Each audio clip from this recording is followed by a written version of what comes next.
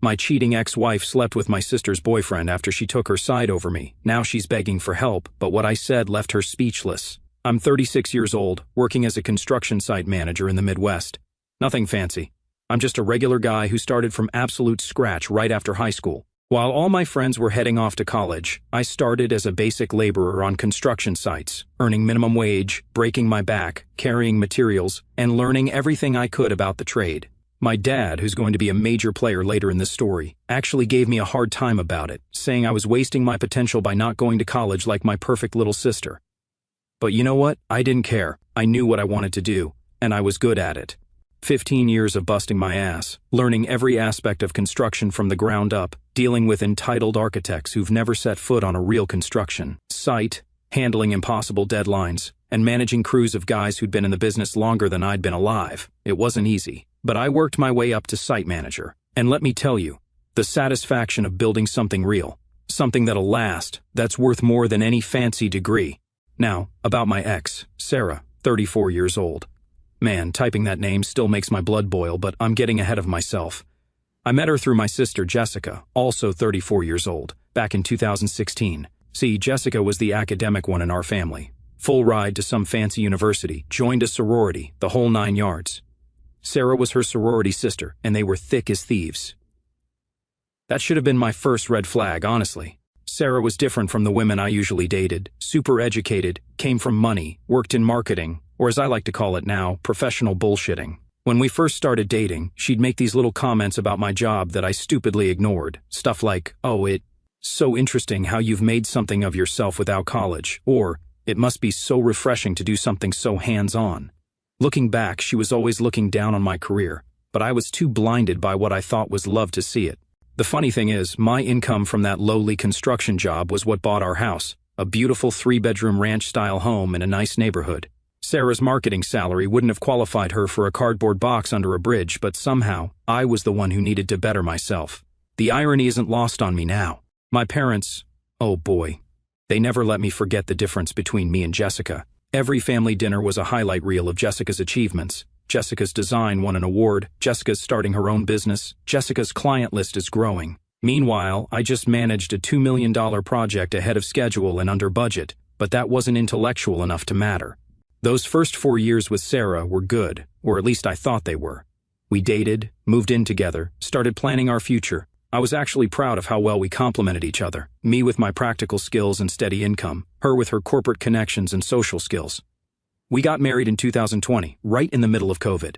We had to have a small wedding, which pissed off her family to no end. They wanted some huge fancy affair, but honestly, that was the least of our problems. We talked about having kids, started planning for it even. I was working extra hours, taking on more responsibility at work to prepare for the extra expenses. Sarah seemed happy. We were looking at houses with bigger yards, talking about school districts, all that future parent stuff. I even started a college fund because, even though I didn't go to college myself, I wanted our kids to have that option. But here's the thing about happiness. Sometimes it's just an illusion.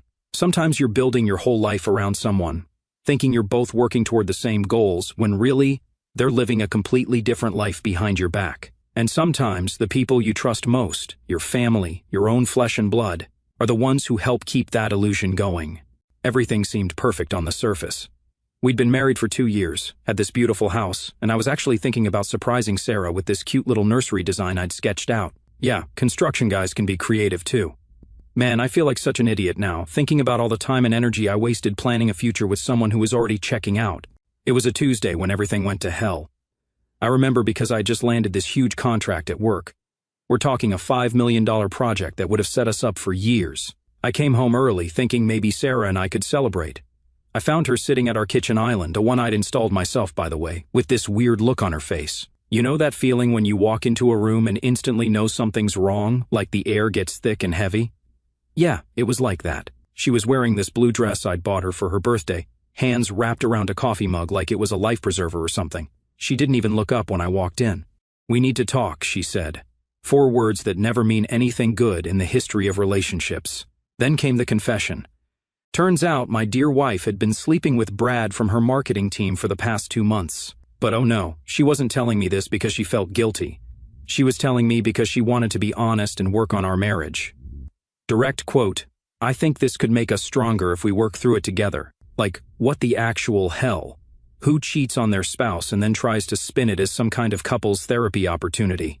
But it gets better. She actually sat there and tried to explain how it just happened, because apparently you can accidentally fall onto someone's dick multiple times, and how Brad understood her in a way I never could. You want to know the real kicker? While she's sitting there confessing, her phone kept lighting up with messages. Guess who they were from? Yeah, Brad. This asshole was actually texting her while she was confessing to cheating with him. The audacity of these people, I swear. I just stood there for a minute, staring at this woman I thought I knew. 6 years together, 2 years of marriage, all those plans we made, and she threw it all away for some dude in a suit who could quote Shakespeare or whatever the hell impressed her so much. Do you love him? I asked. Probably shouldn't have, but I needed to hear it. She had the nerve to start crying. It's complicated, she said. Brad and I connect on an intellectual level that's different from what you and I have. There it was again, that subtle dig at my intelligence, my education level.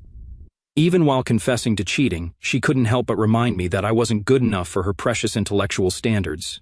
I didn't yell, didn't throw things. I just walked over to the liquor cabinet, another thing I'd built with my own hands, and said, I want you out of the house by tomorrow. She started protesting immediately. This is my house too, you can't just throw me out. Fun fact, yes, I absolutely could. The house was in my name only because her credit was shit when we bought it. All those fancy degrees, and she couldn't even qualify for a mortgage. Ironic, right? You've got until tomorrow evening, I said. After that, I'm changing the locks and anything left behind is going to Goodwill. But where am I supposed to go? She whined, like she hadn't been sleeping at Brad's place half the time anyway.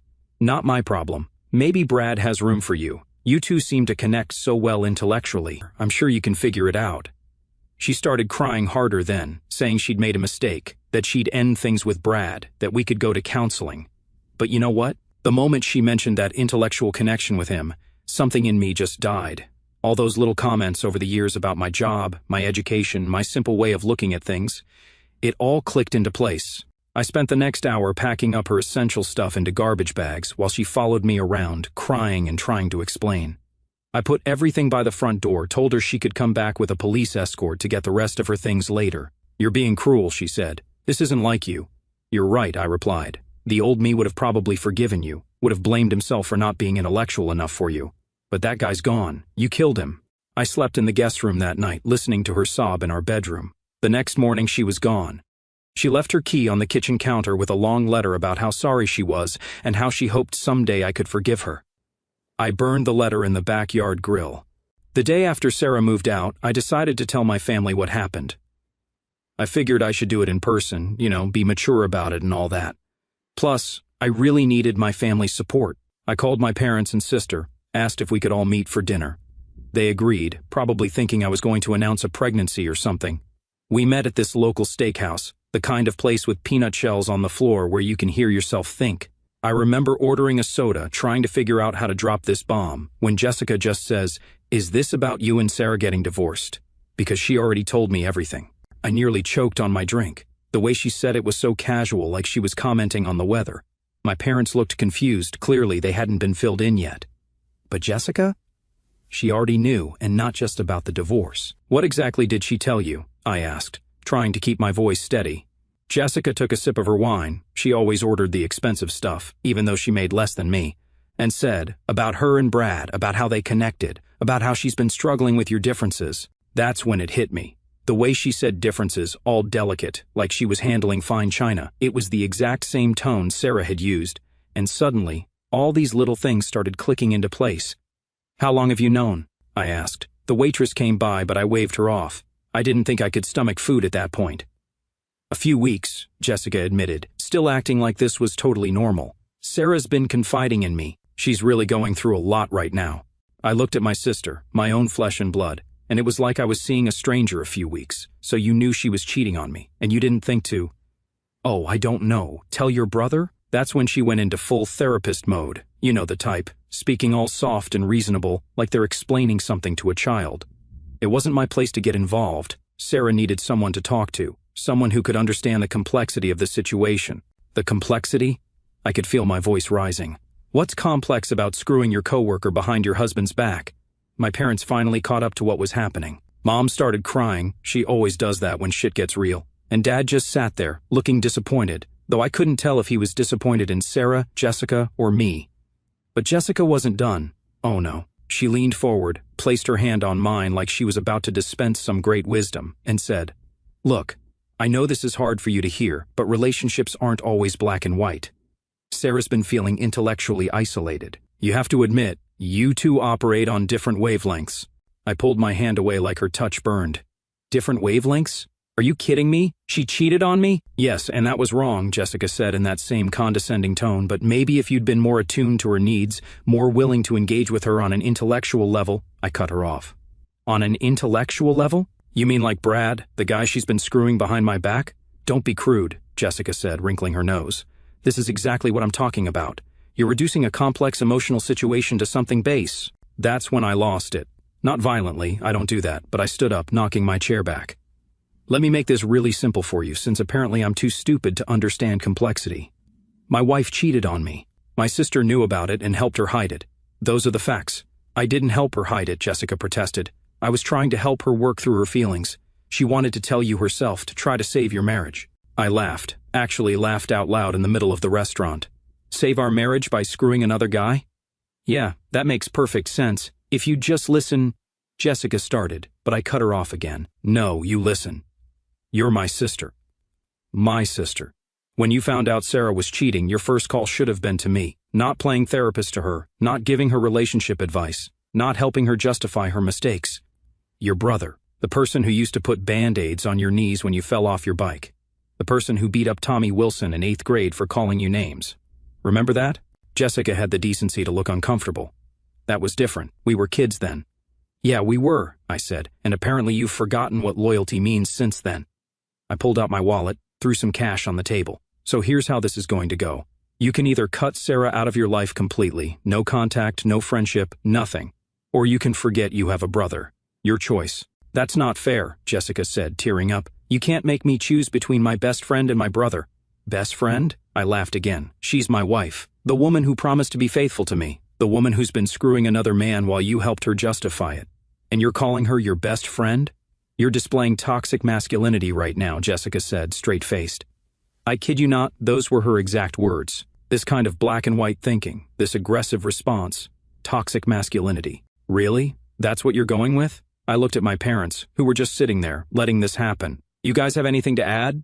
Mom was still crying. Dad just shook his head and said, "Maybe we should all calm down and discuss this rationally." Rationally, I was done. So done.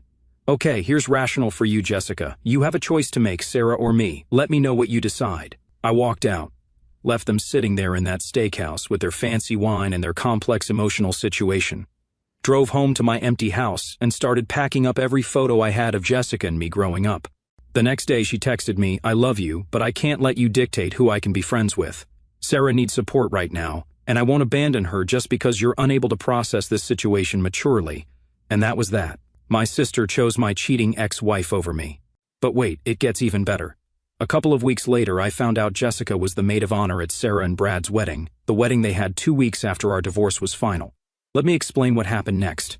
You know how some people's social media looks like their life is just one big success after another? That was Jessica's Instagram feed for the past few years. Every other day it was some new post about growing her empire, or elevating her brand, or whatever buzzwords were trending that week. She'd started this graphic design business with 2 college friends, and according to her posts, they were crushing it. At family gatherings, which I still attended because I wasn't going to let them drive me away from my cousins and aunts, I did hear my parents bragging about how successful she was. Jessica just landed another big client, or Jessica's company is expanding. Meanwhile, I just secured a $10 million construction project that would employ 50 people, but that wasn't prestigious enough to mention. But here's the thing about social media, it's all smoke and mirrors. While Jessica was posting about manifesting abundance and sharing photos of her fancy downtown office, rented by the hour for photo shoots, I later found out her business was hemorrhaging money. The first hint that something was wrong came from my cousin Mark. He works at a local bank and had heard through the grapevine that Jessica's business had bounced several checks. But that was just the tip of the iceberg. Turns out, our little girl boss had been running her business like a pyramid scheme. She'd take deposits from new clients to finish work for old clients, always playing catch-up, never actually making a profit. She'd maxed out multiple credit cards trying to keep up appearances. The fancy car in her Instagram posts? Leased and 3 months behind on payments. The designer clothes? All bought on credit and mostly returned after being photographed. The house of cards finally collapsed when one of her biggest clients sued them for failing to deliver on a major project. Apparently, they'd taken a $50,000 deposit and produced exactly jack shit. The client got a lawyer involved, and suddenly all of Jessica's creative accounting came to light. Her business partners bailed, leaving her holding the bag. They'd been smart enough to structure the company so Jessica was the majority owner, meaning she was personally liable for all the debt. Within weeks, she was facing multiple lawsuits and drowning in legal fees. Her beautiful apartment she was always posting about, the one with the perfect natural lighting for a creative soul, yeah, she got evicted. Hadn't paid rent in 6 months. The landlord finally got fed up with her excuses about clients being late with payments and temporary cash flow issues. She tried moving in with her boyfriend Mike, some tech startup guy she'd been dating for about a year. But Mike had a roommate, and they weren't too keen on having a third person living there rent-free. They gave her 2 weeks to figure something out. The best part? Through all of this, she was still posting on Instagram like everything was fine, pictures of her working in coffee shops because she couldn't afford an office anymore, posts about embracing minimalism because she had to sell most of her stuff, and my personal favorite, a long post about how sometimes the universe forces you to reset and find your authentic path when she had to move out of her apartment. My parents finally told me about all this because they were worried about her. She'd refused to move back in with them, saying she was too independent for that. They'd offered to help her financially, but she turned that down too. Apparently, her pride was the only thing she had left, and she was clinging to it like a life raft. They called me, asking if I'd let her stay with me for a while just until she got back on her feet. You know, because I have that big house all to myself, the one I bought with my simple construction job money. I laughed so hard I nearly dropped the phone. Let me get this straight, I said to them. The sister who sided with my cheating ex-wife, who hasn't spoken to me in 5 years, who's been looking down her nose at my career while Yun-Sing her own business into the ground. You want her to live with me? Mom started with the waterworks, her go-to move when she's not getting her way, saying how family should help family. Dad tried the guilt trip, talking about how we used to be so close as kids. Yeah, we were close, I said, right up until she chose to support the woman who cheated on me. Remember that? Because I sure as hell do. Here's the kicker, they actually tried to use that against me, said maybe this was my chance to be the bigger person and show Jessica I was past all that. Like I'm supposed to just forget how she betrayed me because she failed at her business. You know what's really ironic? All those times Jessica and Sarah looked down on me for being just a construction worker, making those snide comments about my lack of education. Now I'm the one with a stable career, a paid-off house, and a healthy bank account. Turns out, all that simple hard work paid off better than their fancy degrees and intellectual conversations. After I shut down their first attempt to get me to help Jessica, I thought that would be the end of it. Stupid me. I forgot the cardinal rule of dealing with manipulative parents: they never take no for an answer. It started with daily phone calls. Every single day, like clockwork, they'd call with some new angle. Mom would cry about how Jessica wasn't eating properly, because apparently that was my problem now. Dad would try the stern disappointment approach, talking about family obligations and how I was letting my pride destroy our family. One particular conversation stands out. It was a Tuesday night. I'd just gotten home from overseeing a difficult concrete pour that had gone late, and Mom calls, sobbing. Jessica's lost so much weight, she wailed into the phone. She's not sleeping. Don't you care at all? I was exhausted, covered in concrete dust, and completely out of patience. Funny, you weren't this concerned about my well-being when I found out my wife was cheating on me and my sister knew about it. That was different, Mom protested. You're stronger than Jessica. You've always been the strong one. And there it was, the real truth slipping out. Jessica was the fragile one who needed protecting, and I was the tough guy who could handle anything. Never mind that I'd gone through a divorce, betrayal, and the loss of my sister all at once. Never mind that I'd cried myself to sleep for weeks after finding out about Sarah's affair. Nope. I was the strong one, so my pain didn't count. Dad got on the phone then, pulling out the big guns. Son, we raised you better than this. After everything we've done for you, I cut him off. Everything you've done for me? Like what? Constantly comparing me to Jessica? Making me feel like shit for choosing construction over college?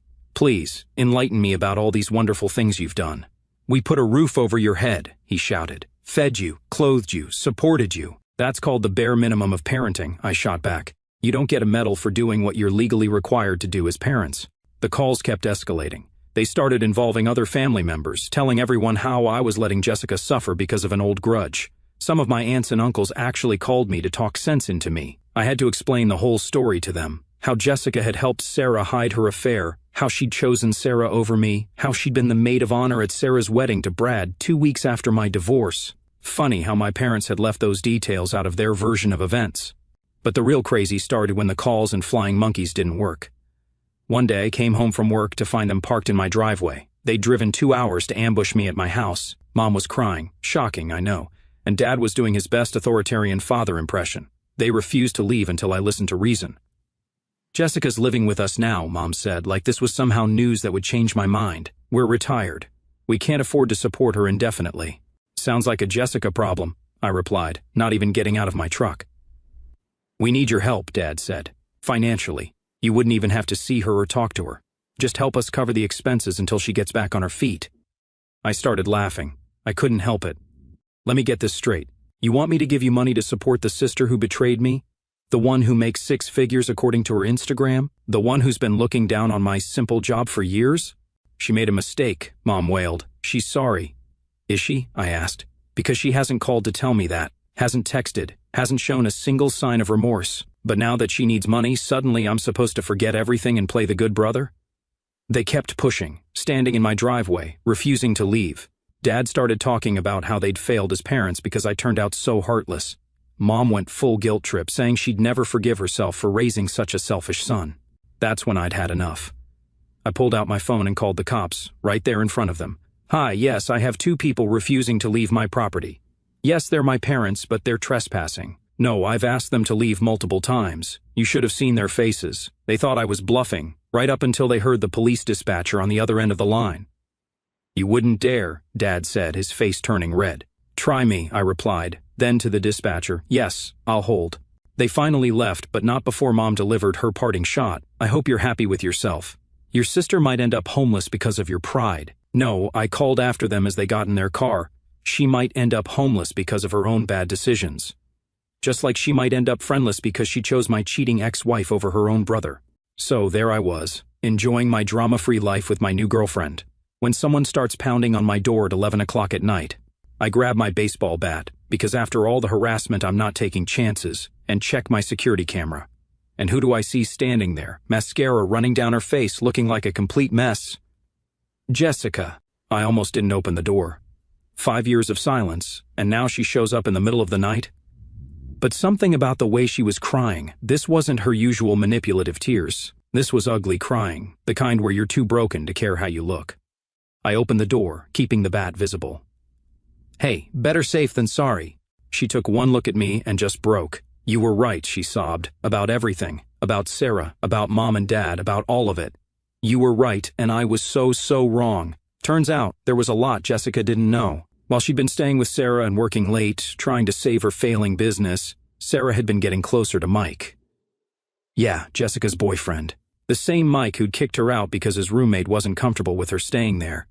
Plot twist, there was no roommate. Mike had been sleeping with Sarah for months, and he wanted Jessica gone so Sarah could move in. Jessica found out in the most brutal way possible. She'd come home early from a client meeting that got canceled, hoping to surprise Mike and maybe patch things up. Instead, she walked in on Sarah and Mike in her bed, the bed that Brad had bought for their guest room. But wait, it gets better. When Brad found out about Sarah and Mike, he completely lost it. Turns out this wasn't the first time Sarah had cheated on him. Remember how Sarah and Brad got together in the first place? Yeah, apparently, once a cheater, always a cheater. Brad kicked both Sarah and Jessica out, since it was his house from before the marriage. Sarah tried to claim half of everything in the divorce, but Brad had an ironclad prenup. Guess she should have read the fine print before signing it. So, now Sarah was living with Mike, Jessica was homeless, and Brad was filing for divorce.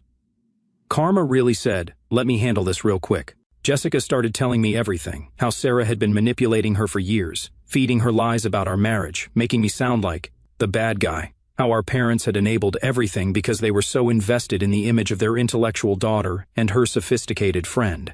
I was so stupid, Jessica kept saying. I threw away my relationship with my brother for someone who turned out to be exactly what you said she was.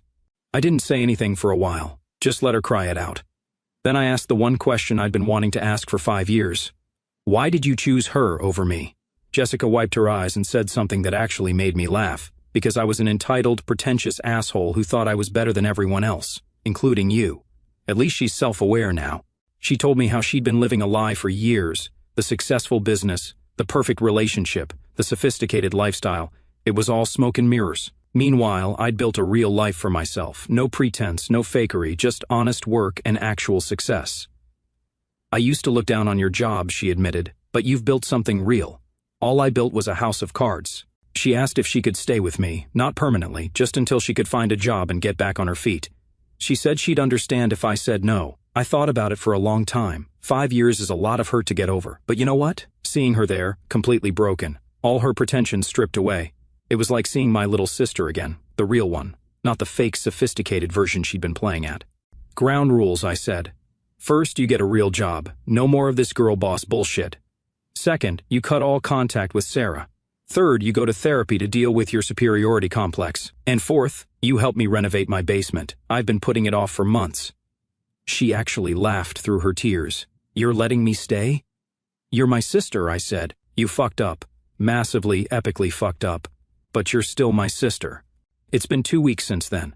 Jessica's sleeping in my guest room, applying for regular jobs, no more entrepreneurship for now, and actually learning how to do physical work, helping me with the basement renovation. She has paint in her hair most days, and her fancy manicure is ruined, but she seems happier, more real. Yesterday, she got a job as a regular graphic designer at a local marketing firm, an entry-level position, but it's honest work. She cried when she got the offer, said it was the first real achievement she'd had in years. Sarah tried to contact her once, probably looking for a place to stay after things with Mike inevitably go south. Jessica blocked her number. Our parents are still trying to contact us through other family members, but we're both standing firm on the restraining order. Some bridges, once burned, should stay ashes. As for me, life's pretty good. My construction company is expanding. I've got my sister back, the real version, not the fake one, and I'm finally finishing my basement renovation. Sometimes karma takes her sweet time, but when she delivers big.